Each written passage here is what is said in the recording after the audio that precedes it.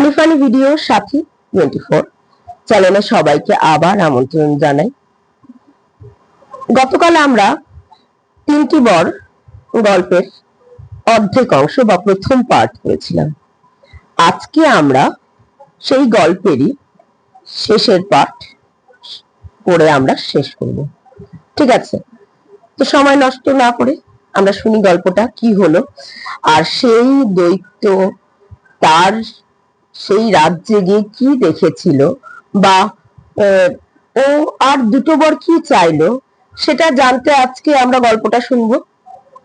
দেখো, পরদিন ছেলেটি ভাবছে যে কখন দৈত্য আসবে, দৈত্য কখন আসবে, সে তো ভাবছে যে কখন এসে পড়বে, কিন্তু দৈত্য এলো হঠাৎ করে। সে অনেকক্ষণ পরেই এসেছিল।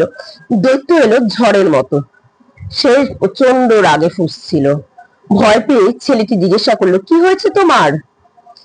বাজের মতো গর্জে উঠে দৈত্য, জানো, বিচ্ছিরি মানুষগুলো আমাদের চাঁদের দেশে উৎপাত লাগিয়েছে।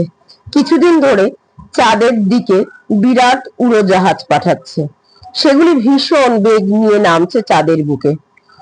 কোনোটা আছড়ে পড়ছে, কোনোটা আবার বন বন করে পাক খাচ্ছে চাঁদের চারদিকে। চাঁদের দেশ তছনছ। সবাই ভয়ে মরছে। চাঁদের বুড়ির চরকা কাটা, মানে যেটা ঘুরছে, সেটা ভেঙে চুরমার হয়ে গেছে। শুনেছি শিগগিরই মানুষরা ওই কলের জাহাজে চেপে চাঁদে হাজির হবে এবং সেখানেই বসবাস করবে। চাঁদের দেশের বাসিন্দা, দৈত্য, দানব, পরীর দল সব পালিয়ে যাচ্ছে। চাঁদের দেশের বাসিন্দারা ভয়ে ঠক ঠক করে কাঁপছে। অনেক দূরে আর এক সূর্যের দেশে তারা এক নতুন রাজ্য বানাবে।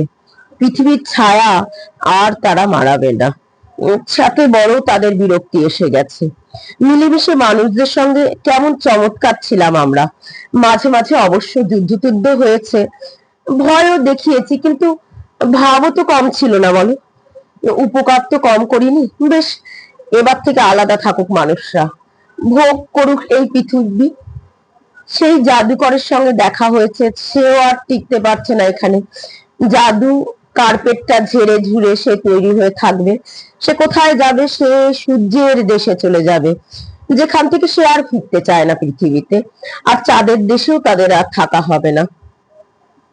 সে শিগগিরই দ্বিতীয় বর তুমি চেয়ে নাও।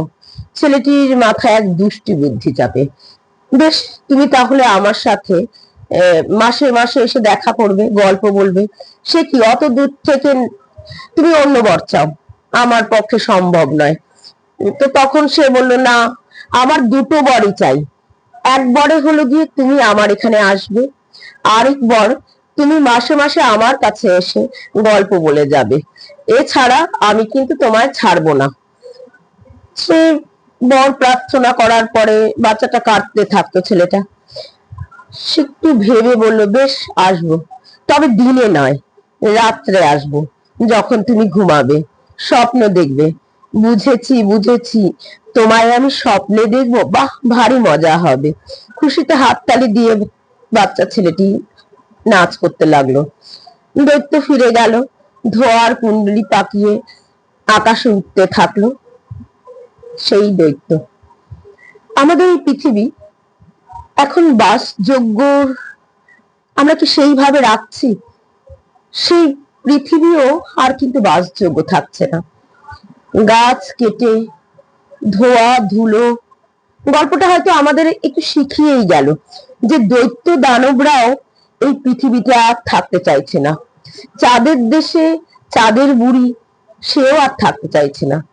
আমরা যে গল্প শুনতাম ঠাকুমার কাছে, সেই গল্পে কত মাসি আসতো, পিসি আসতো, পরী আসতো, কেউ আর পৃথিবীতে আসতে চাইছে না, কারণ বাচ্চারা তো আর গল্পের দেশে থাকতে চাইছে না। কিন্তু আমরা কিছু মানুষ যারা আছি, যারা গল্পের এখনো মজা মানে ভালো লাগে, তাদের জন্যই না হয় আমার গল্প রইল। ভালো থাকবেন। তাহলে আমার চ্যানেলটা সাবস্ক্রাইব করে নেবেন। প্রত্যেকদিন আমি আমার মতো করে সুন্দর সুন্দর গল্প দেব। আশা রাখি গল্প তো আপনাদের সবার ভালো লাগবে। তাহলে চলি, সাথী দি আন্টির টাটা, গুড নাইট।